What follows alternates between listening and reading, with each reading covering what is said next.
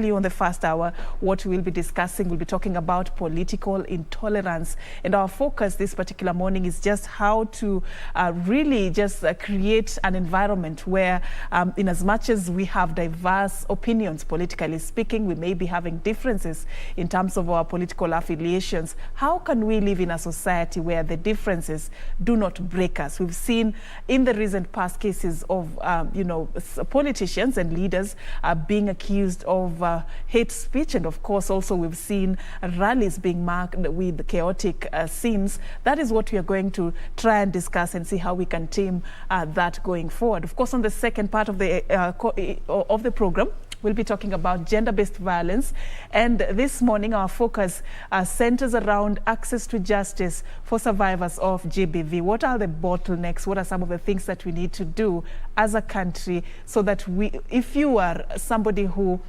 feels like you're a victim of gender-based violence, any form of gender-based violence, you can get your right to justice? And what have we done as a country? How much ground do we need to cover? So that and much more in this comprehensive program. But let me just take it away. On the first part, I will be having a sit down with Commissioner Honorable Philip Okundi. Honorable Philip Okundi is our former CEO right here at the Kenya Broadcasting Corporation. But most importantly, as he sits here this morning, he sits in the capacity of a commissioner at the National Cohesion and Integration Commission. And of course, he has served this country in various capacities, also as a former member of parliament for Rangwe constituency, as the chairman of World Space International, managing director and chief executive of the Kenya Post and Telecommunication Corporation. And I can go on and on about his profile that has earned him the position to really offer useful insights in the way forward for this particular country. But thank you so much, Mheshimiwa, for creating time for us this morning. Thank you. Thank you very much.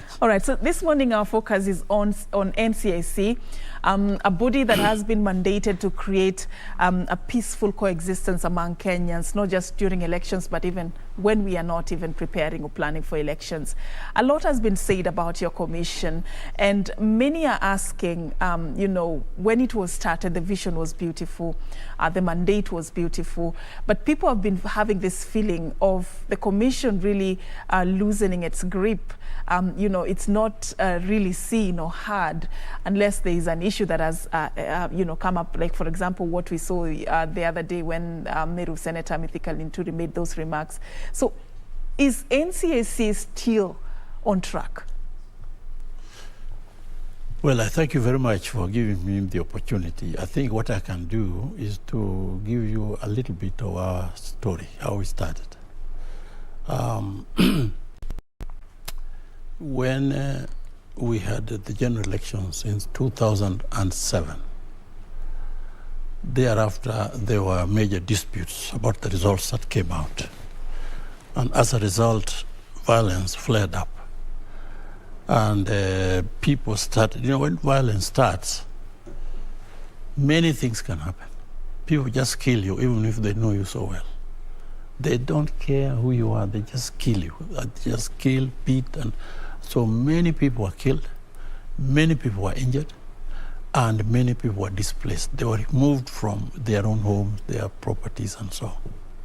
So the whole world became very concerned that Kenya was actually banning the African Union, the UN system, all systems of the world who are having good governments. They are concerned that what is it that is going on in Kenya, which has been a very peaceful and very progressive country. So let's go and help. So at that time, the Secretary General was the late Kofi Annan. So he sent immediately the president of Ghana at that time, called John Kufuor, to come to Kenya and gather people and start meeting leaders and discuss what it is that we are going the way we are going. So a whole team was mentioned here, and they came and they started the meetings and they started the investigation, including regional leaders, the late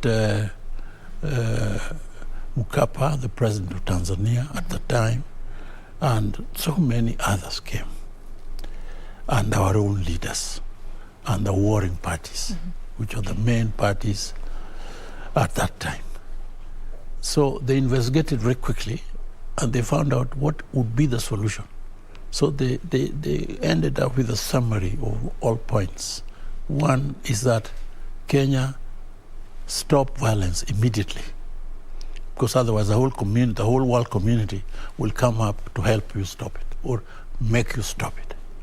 And second, form a government of national unity, a government where everybody feels that there is something in it for them.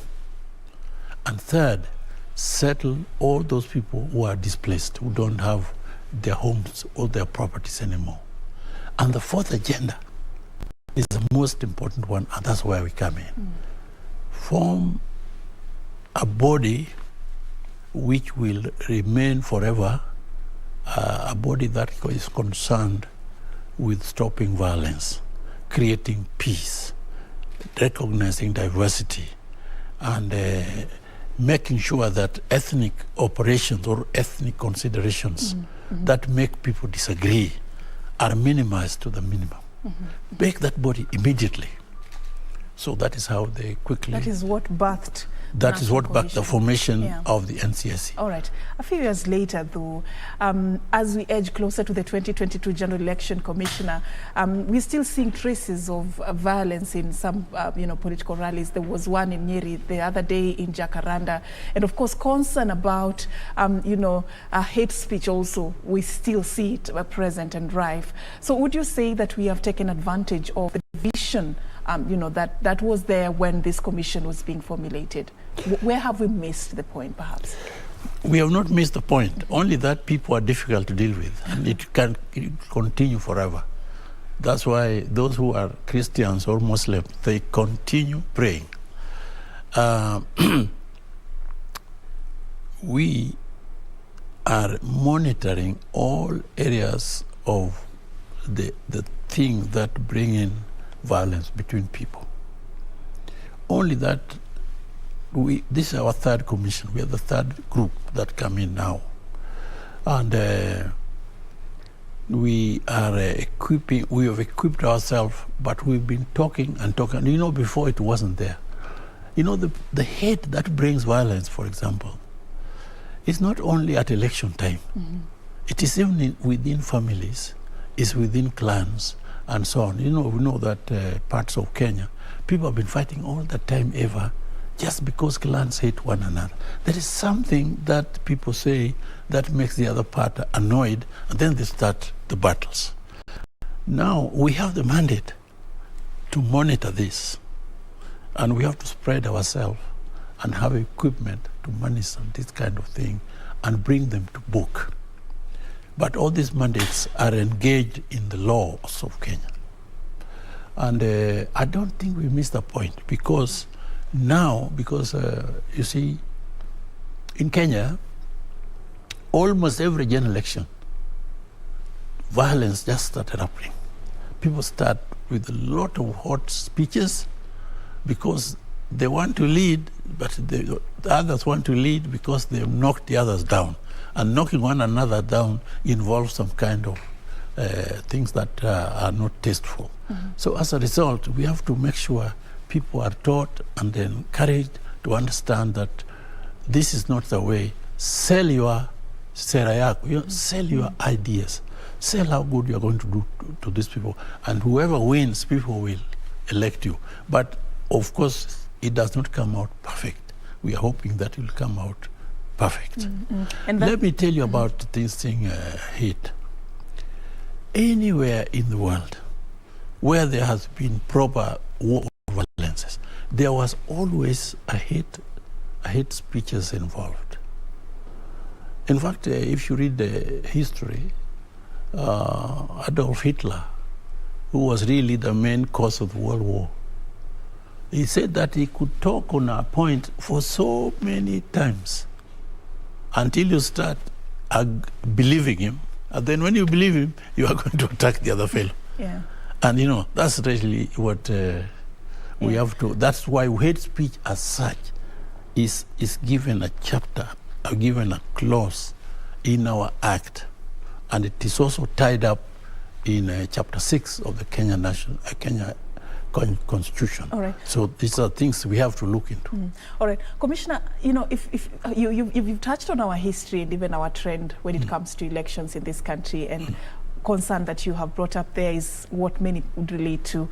Sometimes it can get chaotic and it has been characterized by violence, you know. Sometimes it gets too bad, like in 2007. Having known that as a commission, what are some of the things, practical ways in which you are dealing with this to be more, you know, proactive as opposed to being reactive? What is it that you're doing on the ground that perhaps the public could not be aware of? Well, we have programs. First, we mapped Kenya to produce hotspots, areas where this question of campaigns and violences normally start. Like we know, we can tell you a number of areas: Kisumu area, Nakuru, Nairobi here, Mombasa, and even parts of the country. So all those hotspot areas we know who they are. And we've been conducting all year long, and even before, seminars, meetings of calling leaders. We start with leaders of the county itself, and we go on to youths in those areas, border people, the religious groups, the various elders, the council of elders. We talk with them and we say, look, whenever you have a chance, talk to people about how peace can be built and how best that we can operate better if we are a peaceful country. If there's no peace, you'll not make it go. So we do that. We even have what is called peace clubs in schools. The only thing is that you start things in Kenya, but you now find when a problem starts, they think that you have not done anything. We do quite a bit, only that it may not be enough. There's that perception that the commission actually becomes visible when something major, something crucial has happened. So that's why I asked you that question. Because people would wonder, on ordinary days, where is NCIC? And, you know, what is NCIC doing? On ordinary days, if there is peace all over and people are not attacking one another, you'll find that NCIC is, people will not want even to worry about it. But when you come, like we had these recent days, some people were saying this area of ours, those who are not here, they go home. We managed to pick this guy and bring him to make a statement. And he was a very senior person in our government and in our parliament. And he's made the and is due for prosecution. And he knows that he was wrong. And it's not only one, there are so many others like that. And that process is going on.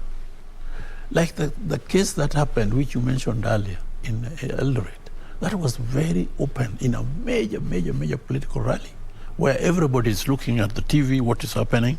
And this guy says, toa madawadoa, meaning take out these others who are not the same color like you, or madawadoa, or the others say at the same rally, people will go back to their country in Punjab. You know, those are things will cause battles. And those are things that if, say, election happens and these people, maybe they win and they don't get themselves pronounced as winners, then you start the violence. So we have protection. So all those guys, we have brought them to book, and they are going through the legal process. The only thing is that the legal process is slow in this country. Yeah, because that's where I was going. True. It's slow. I don't want to blame them, but it is slow. Which case, you know, have we seen that has been concluded and you know, somebody has been brought to book, like literally speaking? Because it always ends in statements. You record a statement, after that, so what? Others are still, you know, hanging in court. Others are out on bail.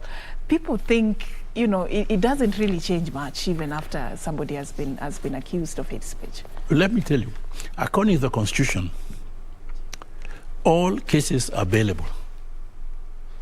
You can do something which is very bad. But what's the problem? But you go and ask to be bailable. Is it, what is really the problem? No, I'm coming. Yeah. All cases are bailable. During the bail time, the guy goes around and tries to interfere with the various evidences, and then it weakens the position the case goes. Now, I know that people will only understand when there is a major conviction and somebody is punished. Now, that is an area which is under the law, and it is in the judiciary. Ourselves, we have identified where it is happening, when it happens, the evidence which is there, and whatnot. And then, you know, the other people also carry their part of the job. And I think they're tightening now. At the moment, in our act, there is a clause. You know, all these acts are passed in Parliament. And you know, parliamentarians, I've been a parliamentarian. Whenever they pass an act, they look at various possibilities. Where are the escape clauses in case there's an escape? And there must be a part somewhere which, if it's exploited, then you minimize the threshold for prosecution. So is the current act providing such a loophole? The is not a loophole. It's just one that has to be there. Because after all, if you're convicted of hate speech, and you go and tried and found that you are actually guilty, but there is a way that you will never do such a thing again, and that you can go teaching the people, become a preacher of peace, then you become a person who they have to think how to punish you. So those are areas which are grouped in the areas of escape clauses. So those kind of areas is something that we are tightening now. We are reviewing the act. There is a review. The Senate, the National Assembly, they know very well what we are going through with them. We've met the Committee of Parliament dealing with the equal opportunities which handle our side. They know exactly what changes have been made to tighten certain areas of our act. The same with the Senate. We've met even the speakers. But you know, it's taking time. It's very slow to take activities that become actable in our parliaments. So that is one aspect. But nevertheless, this year, being a general elections, we are going to be everywhere they are having a public meeting with devices that will listen to what people are saying, and with analysts which go to analyze what people have said and what is grouped under the areas which should be punishable under the Act, or either chapters of the Constitution, like Chapter 6, even Chapter 10, and even our own Act, and the various acts, penal code and so on, such that we do. So I think that this year the preparedness is much greater than ever before. Preparedness is coming up, and we are going to have symposiums. We have launched ourselves what is called Election Bila Norma, Elections Without Violence, 2022. And under this, there are so many programs. Symposiums, we have had a symposium with the faith-based groups, all the religious societies in Kenya. And they've signed a memorandum that they will ensure that even in their churches, the question of hate speech operations does not happen with politicians. And we've also met all the border leaders in the country. They have also signed this memorandum with us. So they are tied up that they will ensure that they are not used by politicians or by anybody to carry those who are going to attack somebody or attack a meeting and then they hide, and then we have people fighting for nothing. All right. I've heard you, and I'm really picking up what the Commission is doing to sort of avert, this trend of hate speech and political intolerance in our country. But I'm looking at the end result of all these efforts, and we're still struggling with seeing even at least one case serve as an example. We are still struggling with seeing the trend of violence every electioneering period come to an end. We're still struggling with the fact that, NCIC as a commission is still helpless in the event that after taking this case to a certain extent, there's really nothing much you can be able to do. Is there anything that you're doing in terms of a change of strategy? Because what really matters, Commissioner, is the end result. No matter what effort is put in place, the end result is what Kenyans are banking on. I think this is you said the change of strategy. We are looking into that right now. Right now. We are looking, apart from just getting these people to be brought up to investigation and brought up to be chargeable under the offense, then we are enhancing what we are doing of actual civic education to people, such that if, say, a politician comes with these things that amount to hate, they'll find that the audience is not receptive. Then a politician is a very clever person, because when he sees that he utters a word and it does not have ground, then he switches to another one. Those are the areas we are trying to look at as well. And we are recruiting a whole range of people who are versed in these areas of discussions. You know, a process like this does not end up immediately. People want results immediately. But I think that Kenyans will know as we talk, even now as we talk, there are those who will now understand that this matter matters. Because so even if you want leadership, and you end up with the country burning in battles and so on, people being killed all over the place, just because you encourage this kind of hate to carry on, then that's a bad thing.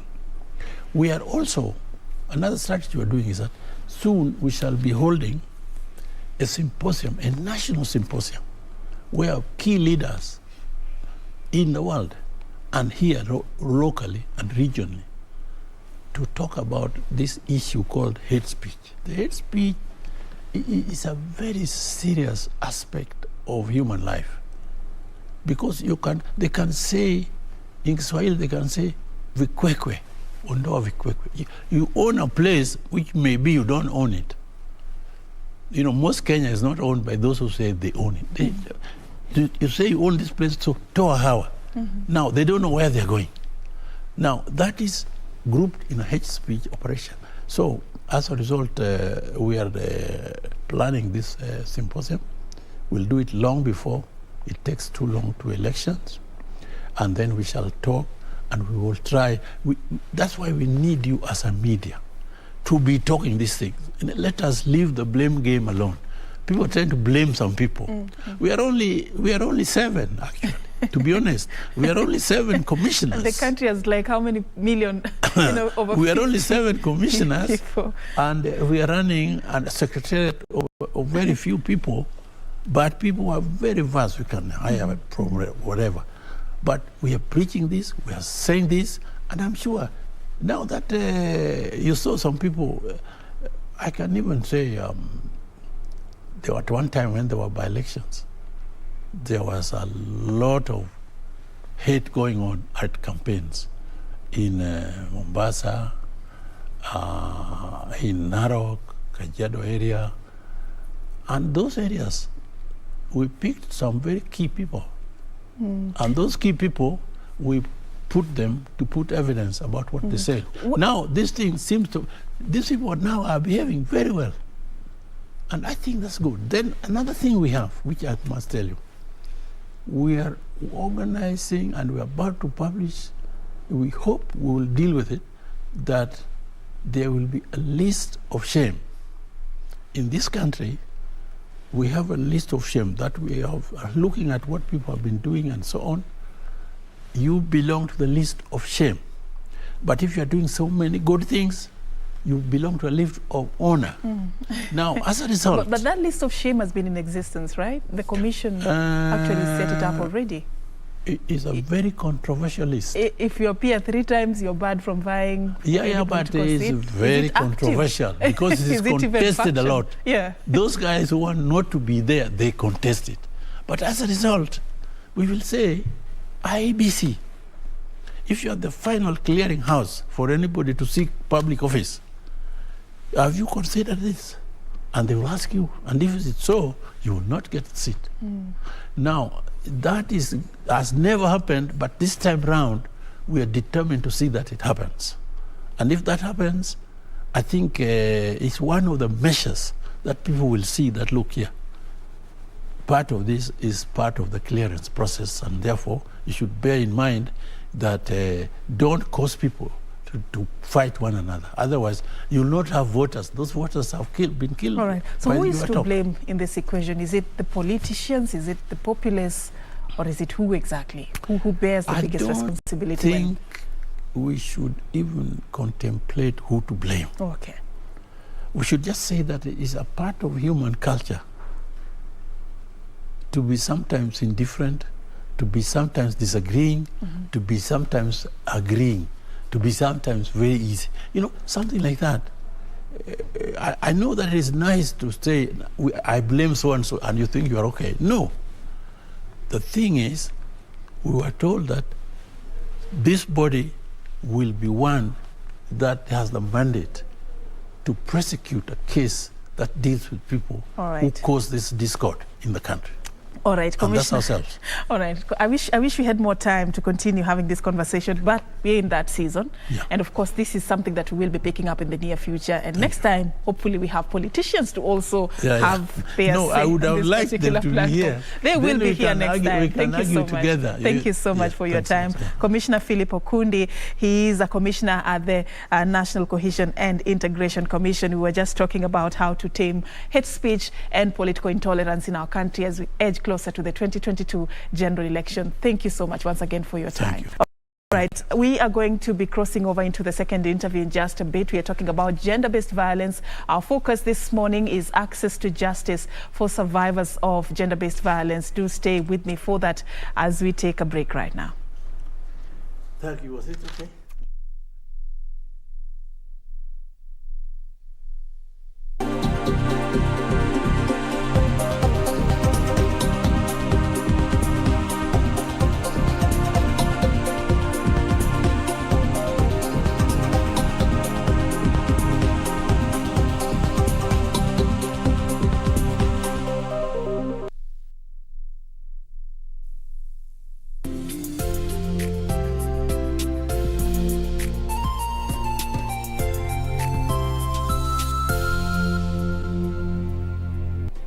Do you have a news story to share with KBC? Get in touch swiftly on email news@kbc.co.ke or call 0723-892-654 or 0734-780-124.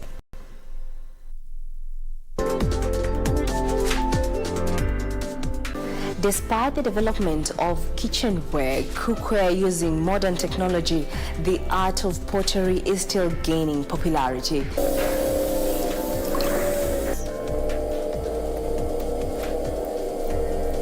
The process proudly brought to you by Buchan Furnitures Limited,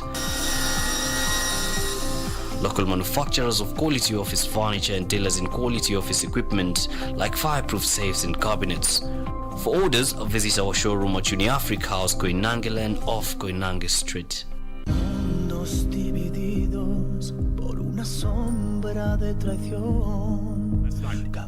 If you want my fingerprints, then call my attorney. I can tell you how things stand on certain things, Mariela, but giving you a copy of the file is something I can't do.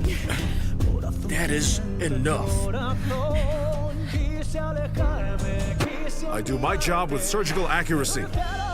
Just remember what I did when I burned down Dr. Salvatierra's house. That didn't cause you any problems, and his death solved a whole bunch of other issues.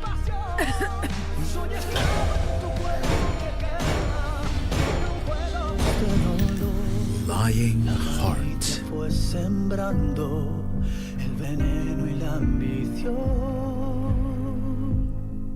Lakini tayari saa hizi zenye ziko kwa market nzuri nimetoa ni ngoma kama 7, ni ngoma 7 sasa hivi.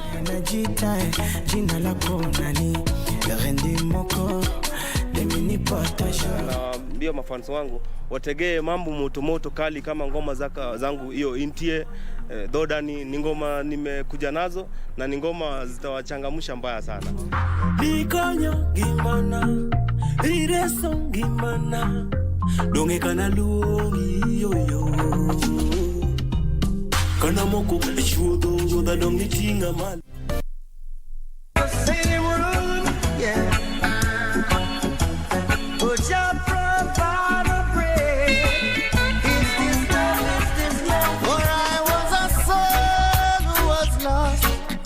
and my life was in dismay. For among evil forces in which I played. You go to the people on your way up and let us meet them on your way down. Across the way. When you're wrapped up in my arms, dancing to a reggae song. Feel good, feel good.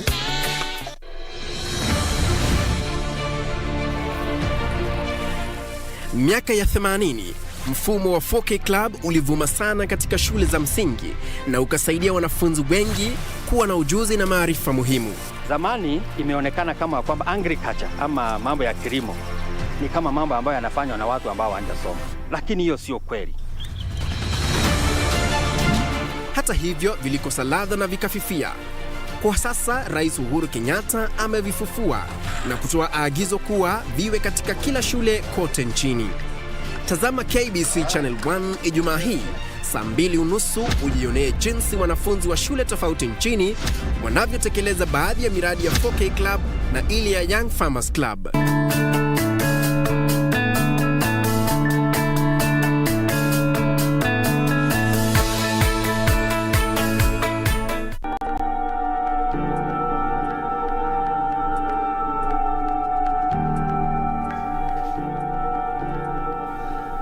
Sawa.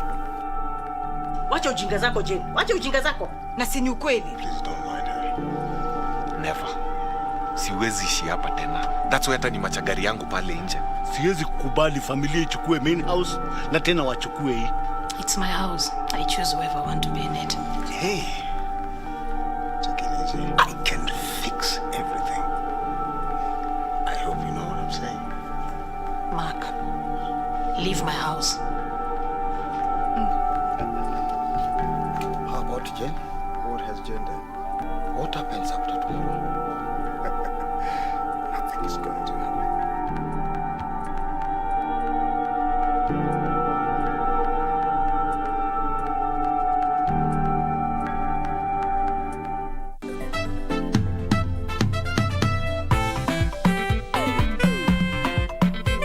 People like you are the one who are making me to do bad things. It is not giving up, eh? You know what? I cannot stand seeing my friend Atito sing again, once again. I have a heart, Puana. Hey, and now a gig garage. Julia, it looks like it's Valentine's Day. Love. Love is in the air. Kamene, the song categorically says, no man in Nazairan, no man in Nazairan. Na sauti kama kondoo. Yes, Mr. Tisha. Yes. I've seen your teaching site, and I would really love to join. But this has to remain between you and me. Classmates, every Saturday on KBC.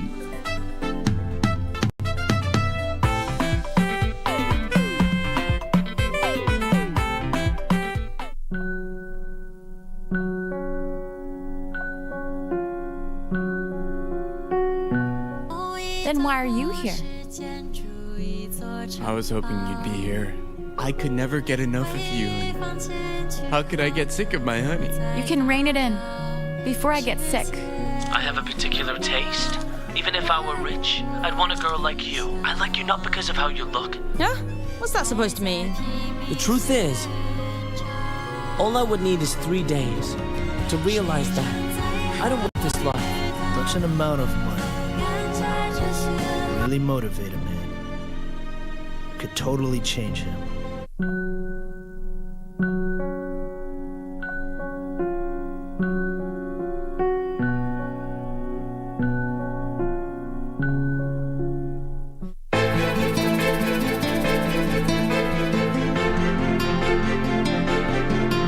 Babe, please. Wacha kuongea And to make it work. Stop it. Familia yangu mimi iko mjini. Kweli kiliko ikieke kikuliwase. Maswali mengine hujibiwa na maswali. Mbona unauliza maswali ambayo majibu yake hayajua? Shakuelewa. Ama ndoto zangu pia zimekufilia mbali. Leo uko hapa. Shida ni Maya. Please tell me she's fine. Please.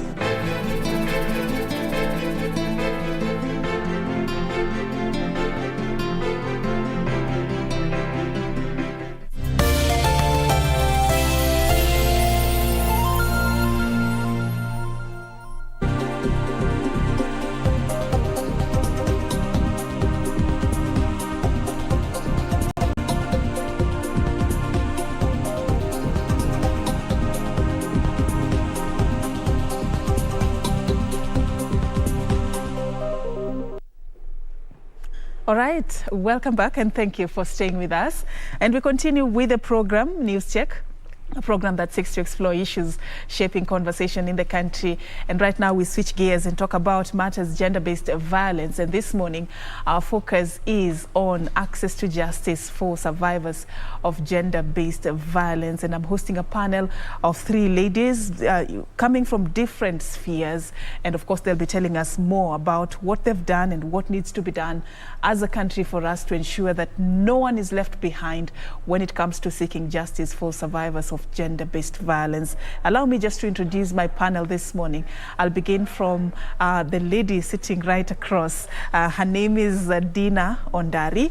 Dina Ondari is currently the Press Freedom, Safety and Advocacy Manager at the Media Council of Kenya, but most importantly, she's also a member of the Association of Media Women in Kenya. And because of time, I don't want to dig deep into her profile. Wairimu, let me go to the lady at the center there. Her name is Edith Murogo. Edith is the convener of the National Shelters Network of Kenya. She is also the founder and CEO of Center for Domestic Training and Development, and has really been pivotal in different projects that have aided in human rights advocacy, such as the Talia Agla Girls Shelter and the Domestic Workers Transformation Program, and of course also a rich profile there that time does not allow me to go into.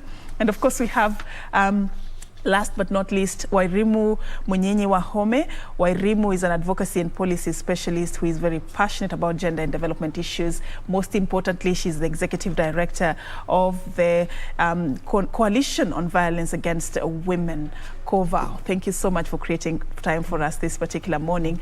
And of course, we just want to look at the journey to getting justice in this country for survivors of gender-based violence. Some people still call them victims, but I choose to call them survivors for personal reasons.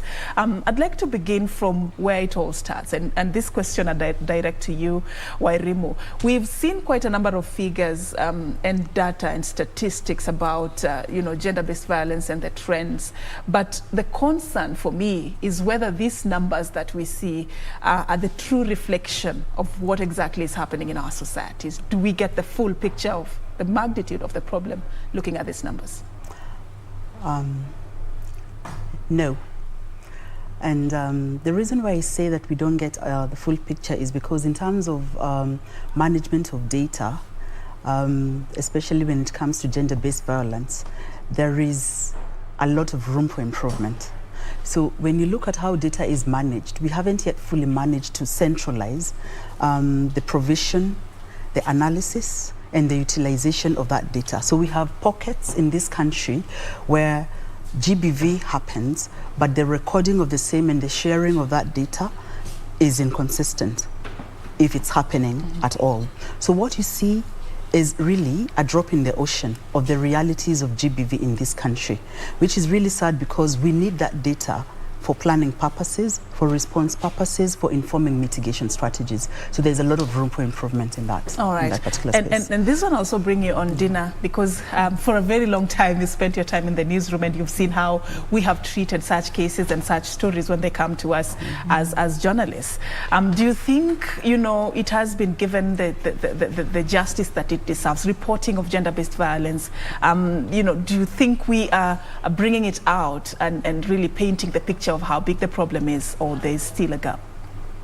Barely, but I would like to start by saying that the media has been doing what it can under the circumstances, and one of the things that for you to be able to answer that question correctly is to look at what are the challenges that make it difficult for data to be available, so that then you can only act on data that is available, on data that you can put evidence on.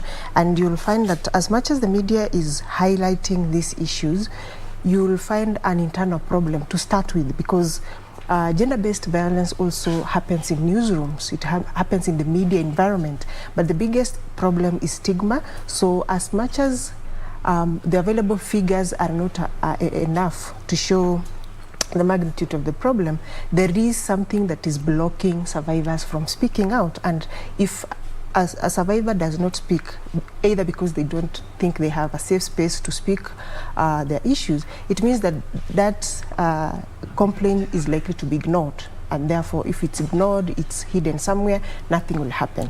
So therefore, I think the starting point will be providing the space for such data to come out. What do you think would be the game changer if GBV was to be reported as much as even our stakeholders you'd wish? What is it that would really come out of that? What is the difference that would bring? First, we all know that silence emboldens the perpetrator. So once you deal with the challenges or whatever it is that makes it difficult for people to speak out, and I would like to point this out, one of the reasons is fear of reprisals, because if I'll just use an example that is familiar within the media environment. If I think that I'm being harassed by a news source, for example, or my boss in the newsroom, it will be difficult for me to come out and report, because that boss will be the likely person for me to go and report to.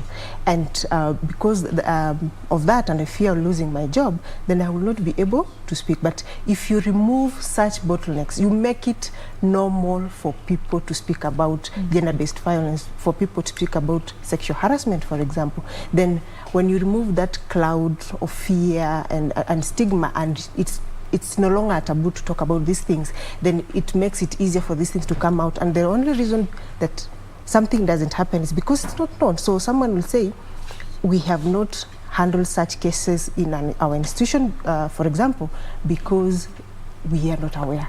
They are not happened. Nobody has come out to complain, because for anything to happen and especially, I'm not an expert in issues of justice, but I know that for anything to happen, for perpetrators to be arrested, something to happen, there has to be a complainant, and a complainant will be able to cooperate throughout the process. So therefore, it is important to have such safe spaces for survivors to speak out, so that then something can happen. All right, Dina.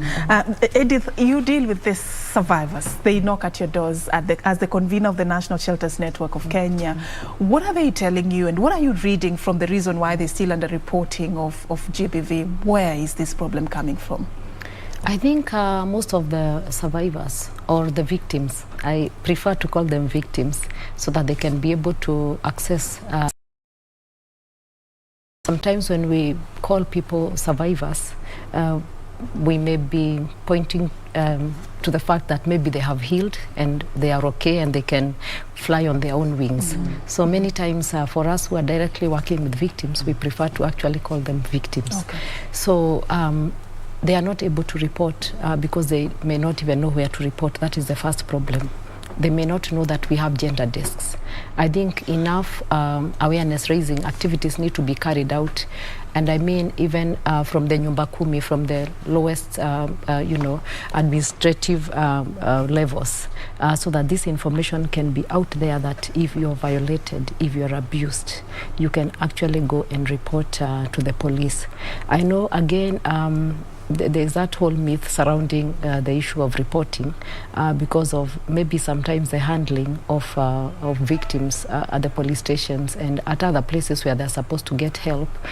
And so that also really complicates everything. But when they know where they should report, and when they report there, they get support.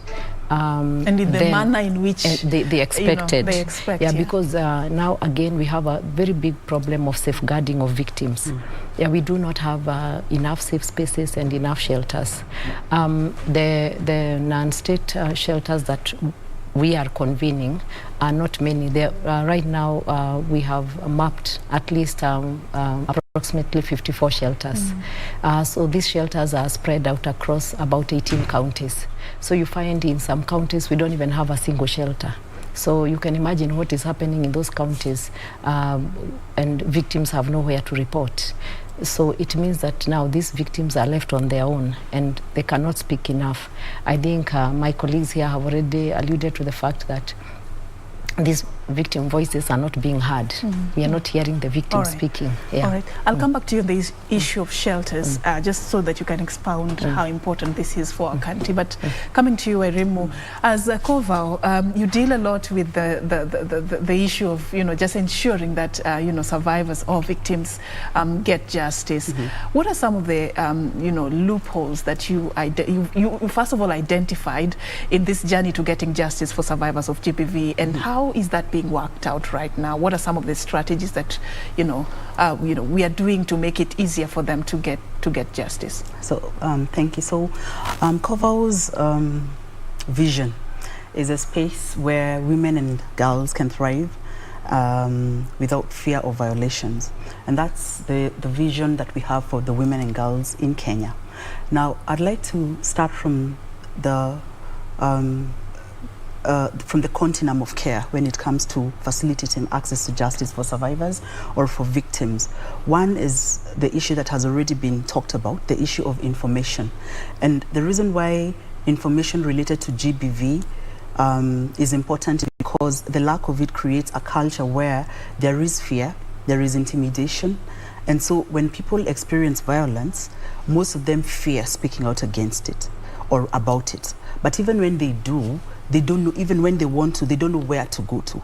And so it is important that at the household level and in our schools at the earliest opportunity, we start talking about issues of gender-based violence. We normalize why gender-based violence is wrong and what should you do in the event that it happens. Unfortunately, currently for most people, they only encounter a GBV referral system or mechanism when they are either a survivor or in the process of supporting a survivor or a victim of GBV, and that is wrong. After it has already happened. After it has already happened. People go through a whole education system without understanding the norms that contribute to GBV. They complete school, and sometimes people continue. You're only lucky if you happen to be in a space where GBV issues are deliberate and inform part of the work that you're doing. Otherwise, most people remain ignorant, very ignorant. And that is why you see the kind of utterances, you hear the kind of utterances that you will hear from persons in positions of responsibility who don't, because they're coming from a very uninformed culture. All right. Then we progress from that and come to a situation where the violence has happened and a response is required. Now, again, when you look at it is very inconsistent. So first of all, there is challenges at the household level because in some spaces they want to cover that up, especially if the perpetrator of violence is someone that is closely related to them or can intimidate them or buy them out so that they do not pursue justice. But in the event that they're able to counter that and move to the next levels, you find that sometimes people report these cases to the police station and that's the end of it, and they do not know how to go about it.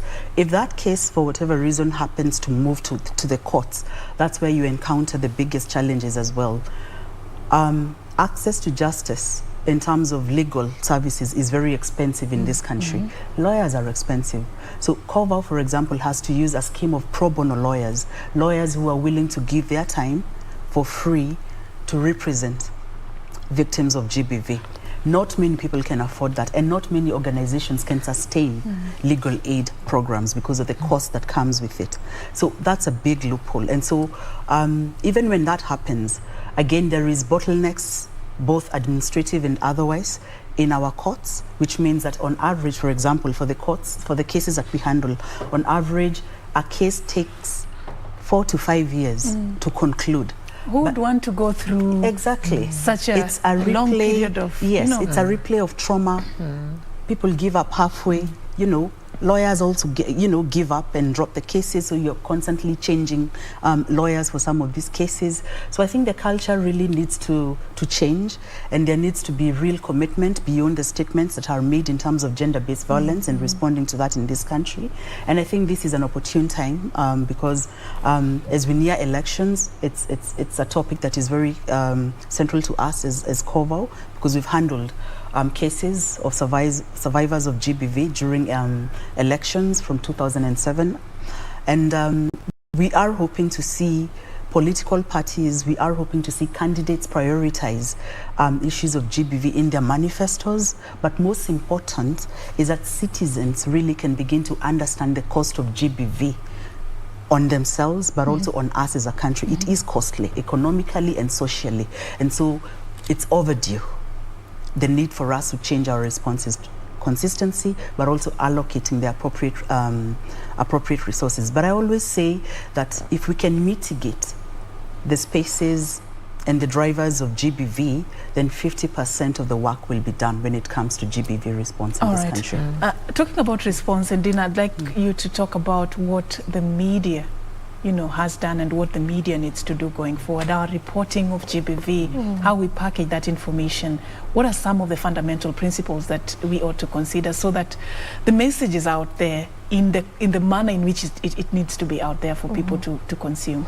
Yeah, thank you for that question, and I'd like by adding to what she has just said about responses, because I'd like to add the issue of capacity building, because even the manner in which you handle people who have come out to complain about GBV and how to handle the evidence is very important for you to be able to safeguard the process of justice. But I'll go back to my niche, which is the media. And I'd like to say that the media has done a good job. The media has been reporting on GBV, but obviously, just like elsewhere, like any institution, the justice institution, the individual players and officers, there are gaps that need to be arrested. And where we sit at the Media Council of Kenya, part of our mandate is to safeguard the rights and privileges of journalists. And we do a lot of work on gender-based violence, that is facilitating an environment where journalists themselves can work, female journalists can work feeling safe, and we do not have a bias, so I will say both male and female, but all know that female journalists are disproportionately disadvantaged when it comes to that. But also we do a lot of capacity building training, because as she said, it's not a normal thing to find that students who are being trained in journalism, for example, being also capacity built on issues of gender-based violence. I think the things that attack prevalence is the code of conduct for the practice of journalism, but it's emergingly and increasingly so that there is need to include these thematic areas, so that then when the journalist comes to the newsroom, they know that apart from reporting the daily press conferences and all that, they have a responsibility to they understand their role as human rights defenders, because journalists by nature of their work are human rights defenders, and gender reporting is a human rights approach to journalism. So we already have a curriculum at the Media Council of Kenya on gender reporting, and therefore this is what we've been rolling out, and these campaigns that we have been working closely with other institutions, and we will be willing really to partner so that we are able to ensure that journalists are not only trained when they are in the newsroom on gender-based violence, but this can go into the colleges, so that if it's an intern who is coming out, they understand their rights first as a journalist and the environment in which they need to work in, and also they're able to write stories that first respect the rights of survivors, sensitive stories, because apart from one of the things that you do at the council also is to monitor the performance of media on many different subjects, and we are finalizing a report on how the media has performed in terms of covering issues of GBV. But before we release that report, because it's not possible for me to give results before we conclude, but by virtue of the fact that that we do monitoring on a daily basis, and you can already realize that most of the gender-based stories that are done, yes, they are done, and the media sometimes does stories just like any other Kenyan. If you hear something has happened, you report about it, people talk about it for a day, but the following day nobody's talking about it, and so it's forgotten. So there is need for the media to follow up on GBV stories, so that then the victims, that doesn't just become a subject in the news, and then tomorrow nobody remembers about it. Follow-up of stories is very important in ensuring that victims of gender-based violence get justice.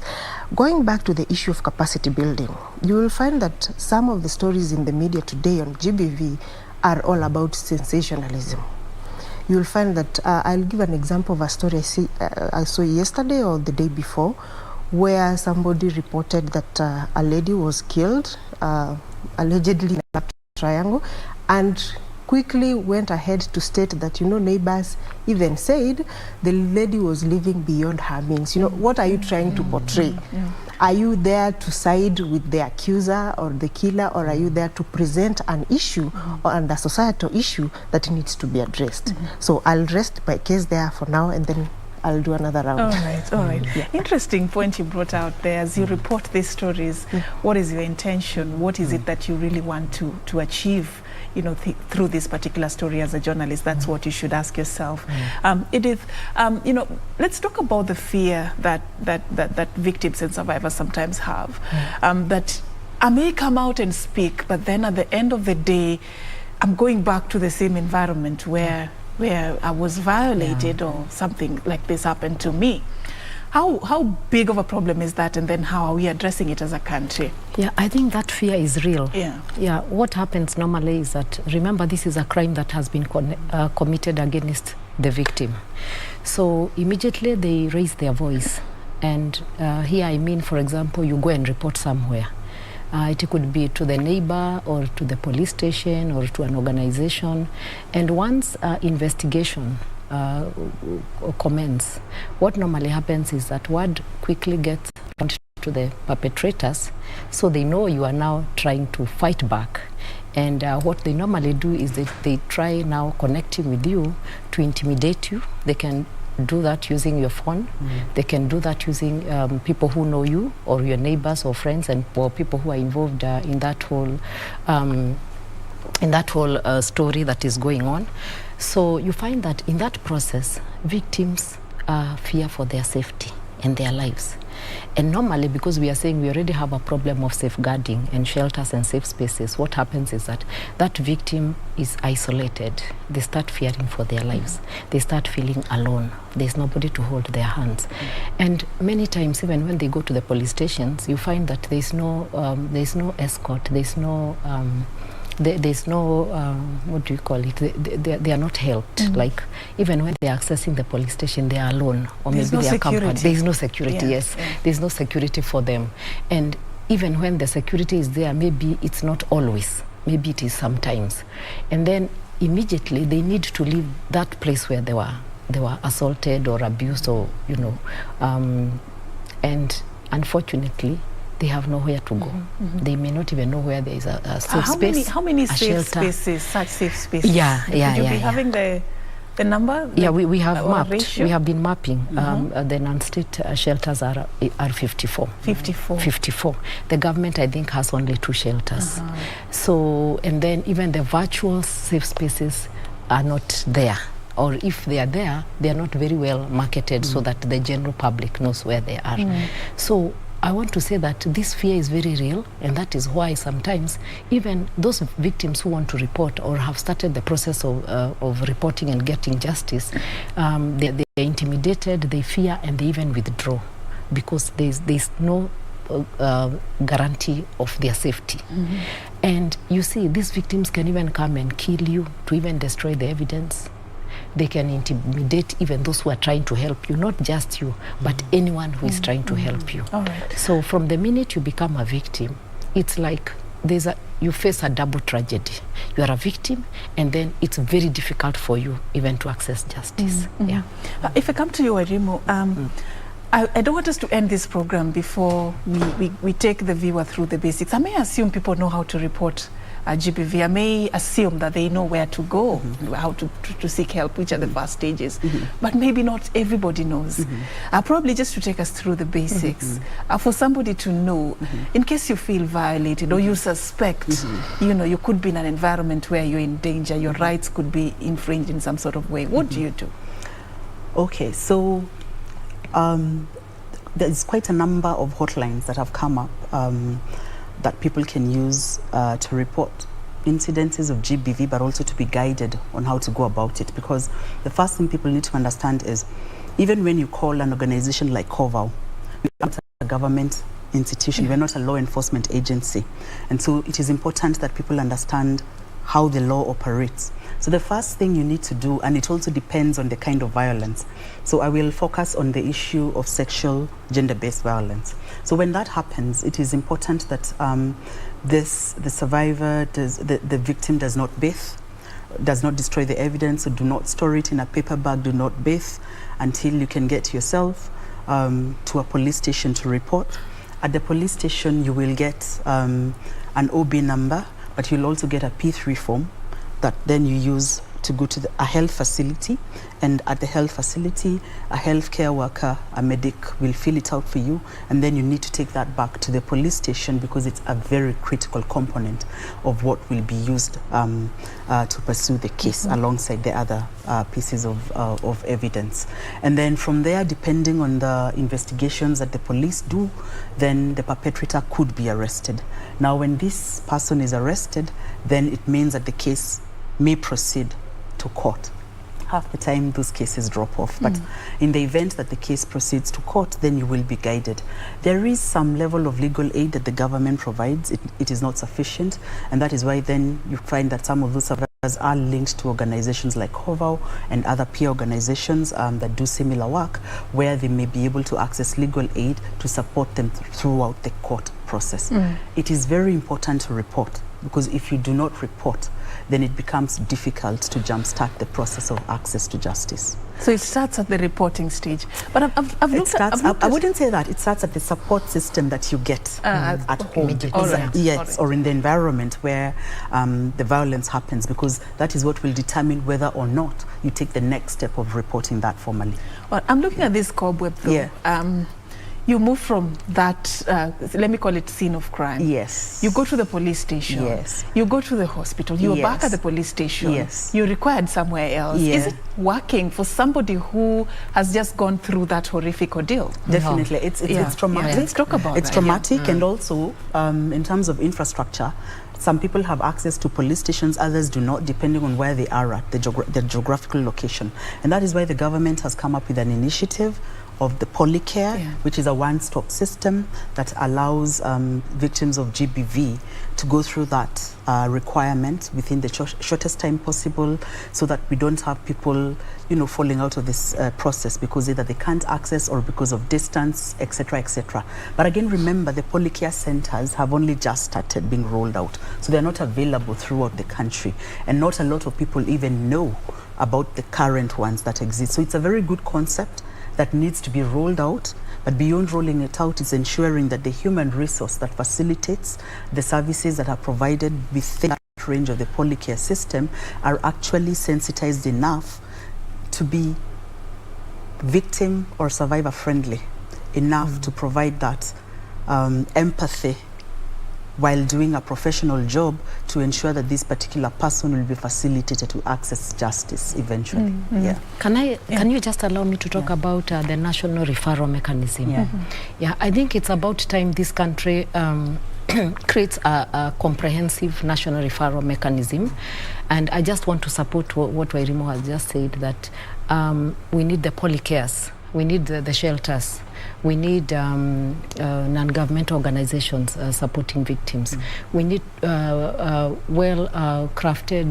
referral pathways, so that from the moment a victim or from the moment a person is victimized, they know where to go and where to start, because I think that is what you're looking for. And that is where we have a problem. So the moment we don't have a well thought out and planned national referral mechanism, then I think we are not doing anything, because we are not safeguarding the victims. And if victims are not well safeguarded, what does that mean?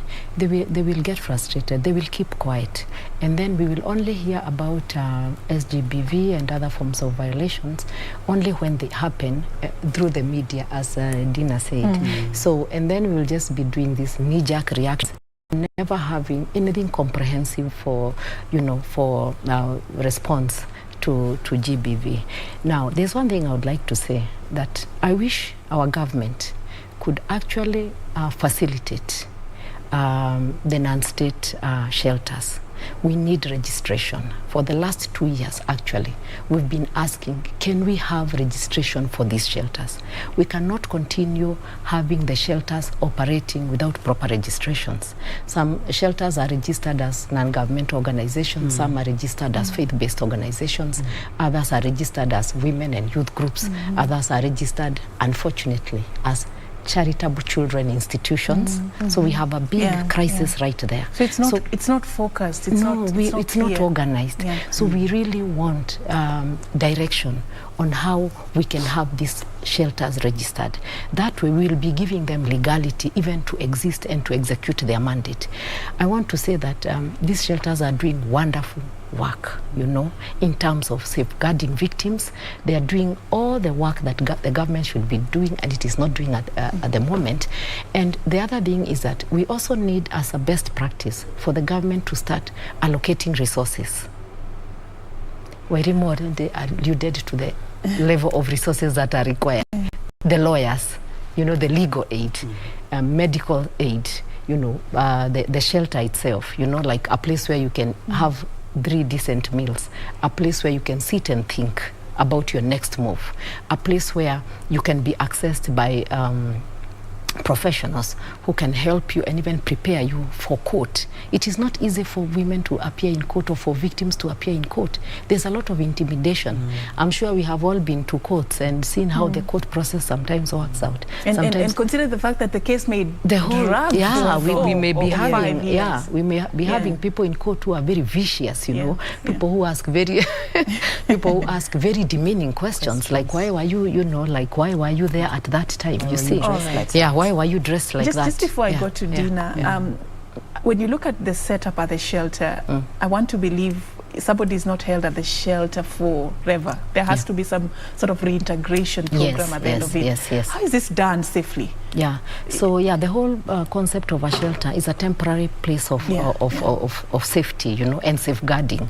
So we are advocating for shelters so that we can have safe spaces where women and children, or anybody, even men, because we also have shelters for boys and men. So at the end of it, what happens? At the end of it, what happens there is that at least you are allocated with basic, you know, like a dignity pack. You know, you're allocated a bed, you're given food, you're given clothing. At the same time, you receive counseling. Counseling is critical for survivors. I mean, for victims to become survivors, they really need counseling. They also need to be prepared for court.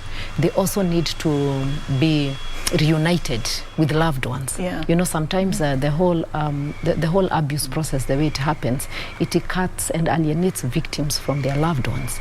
People take sides. You find people blaming you, a whole community for what happened, or like even the family asking you to give in so that these things can end there, or we can have settlements out of court. So victims sometimes are under a lot of pressure even to change their mind. So it is at the shelter where you can counsel them, reassure them, give them hope, and even encourage them to cooperate with the justice system, so that we can bring these perpetrators to book. So you can see how important these shelters are. Without shelters, we will never fight, we will never win the war on SGBV. Thank you for bringing that out. Dina, what proactive role can the media play in you know, the fight against GBV, so that we are not just hungry for news when something has happened? We really want to scoop and report that, and even report how bad it was. You know, she was cut here and there. What proactive role can we play? Is it just about reporting when something has happened? Thank you for that question. And indeed, someone has already mentioned that we will only be hearing these stories from the media, and it's good to know that people look up to the media to provide solutions. And the media has the capacity to set the agenda on just about anything. So you'll ask yourself then, why is it that not a lot is happening? And I've already pointed out some of the challenges that are there, but it's good that we move quickly to what is happening to solve those challenges, so that then we are able to give solutions. And one of the things that the council does is the helping media houses, because if the society is looking up to the media to provide solutions, then sometimes you first need to look internally and see where is the challenge. Because if you have a journalist who is suffering gender-based violence in the newsroom, will they be able to project the real issues that we are talking about, or they'll be influenced by what is happening? So one of the things that the council is doing is facilitating the media houses to come up with internal policies of management of such issues in the newsroom, so that then before you call out a journalist to come and report about GBV elsewhere, you have already solved the gaps that exist within. And that is at the organizational level and as a public institution and a regulator of the media industry. But more widely and sector-wide, the Kenya Media Council is one of the conveners of the Kenya Media Sector Working Group, and there is a framework that has been set up called the National Mechanism for the Safety and Protection of Journalists. And there is a realization that gender-based violence cases, and especially, I want to point out that one of the widely spread manifestations of gender-based violence in the media is sexual harassment. So the stakeholders in the industry realized that these are not just any other cases, because if a journalist, for example, I sit at the Media Council of Kenya and I receive called a journalist has been beaten up in a political rally, but a journalist who has been sexually harassed, for example, in a newsroom, will not be able to pick that phone and call you because of the fears that you have already said, the stigma, and they are not even sure whether something will happen and whether they will be safe. So the mechanism realizes that sexual harassment in the newsroom is a unique challenge that needs unique solutions. And within that mechanism, and that is where now the Association of Media Women comes in, they have been given a mandate to lead the campaign against sexual harassment in the newsroom. And AMWIC has been leading the industry in ensuring that apart from the policies that MCK has helped media houses develop, we can have a standard policy against sexual harassment in newsrooms, so that then if you are talking about handling of complaints, what is the standard way you follow in doing that? What needs to be done? How can we ensure that the mentorship that we are so much crave for young journalists joining the newsroom, be it male or female, what kind of mindset do they need to have before they come to the newsroom? So mentorship is one of the deliverables. The other thing is ensuring that there is a standard policy of handling these issues within the media environment, not only in newsrooms, but also outside, because journalists face a lot of harassment sometimes from news sources. So we talk about the media environment. And the other thing then is, how do you provide that critically needed safe space for these survivors to come out and talk about it, so that then, and I would like to say that many journalists' careers have been ruined because of such issues, because when they find that there's nothing they can do about the complaints they have and they are disgruntled, someone just says, let that career be, I need my peace of mind. And you know, media is it's a small space. You work in this media house, and your bosses are friends with you know, on the other side. So people are really feeling intimidated, you know, to come out and speak publicly about this. Yes, so provision of safe spaces is one of the key deliverables of that committee that is being led by AMWIC, and MCK has really been supporting, because we understand that in providing solutions to the industry, you need such partnerships. So we thank AMWIC for being a very willing partner, and there is a lot of work that has been going on, and of course, as time goes, you'll be able to see the impact of the work that is being done. All right, thank you, Dina. I'm told we've run out of time, unfortunately, for this conversation, but I believe we've opened the eyes of the public in terms of some of the areas that we need to be addressing going forward. But I'd like to give you all a chance for your final words. I'll start with you, Wairemo. What's the way forward for you? The way forward is, like I said earlier, that we invest in terms of challenging the attitudes and behaviors that facilitate gender-based violence in whatever spaces that we occupy, and we back that up with information, but also ensure that our responses are consistent and that they are adequately resourced to meet the needs of GBV survivors out there.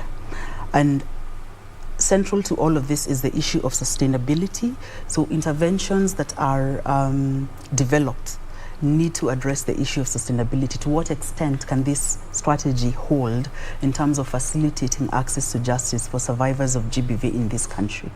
If that strategy does not have a sustainability element, then in the long run it is likely to cause harm, either in terms of the services that are provided or in terms of misuse of resources. So it is important that we think sustainability in terms of the strategies that we put in place. But if we can mitigate in terms of educating ourselves and changing our behaviors and attitudes, we will have resolved the problem by 50%. I repeat again. Thank you. Thank you so much. Edith?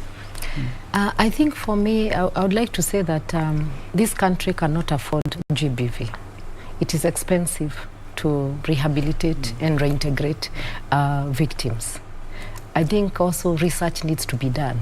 We need to start speaking with the numbers. We need to understand how much does it cost to rehabilitate and reintegrate one victim of trafficking. Sorry, one victim of... You deal with a lot of human rights issues. I deal a lot with a lot of human rights issues. Yeah, so I think we need to ask ourselves, how much does it cost, and can this country begin to afford?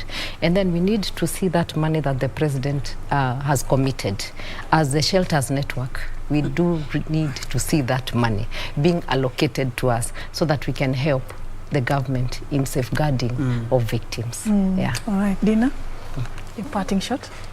I would like to emphasize on the fact that you know, access to justice has many players. I just like to urge that we embrace partnerships, because as a human rights defender, you will need the police department, you will need the office of the ODPP, you will need the media. So it's very important to embrace partnerships and take advantage of the capacities that are available today in the industry in Kenya, because there is a lot of talk, the information is there, however little it is. There needs to be action. We need to see cases being prosecuted. We can't be talking all. So wherever anybody is, whether you're in the media, you are in the NGO sector, we need to embrace partnerships so that we safeguard these cases that we have, however few they are, because they will serve as lessons to the rest. There's a plan by the judiciary to set up, I don't know how far it has gone, to set up special units for addressing GBV cases. Does that provide some sort of hope, some sort of light at the end of the tunnel? Yes, and you know, there's a lot of debate around that, because there's both pros and cons, and that's why I'm talking about strategies that need to sustain.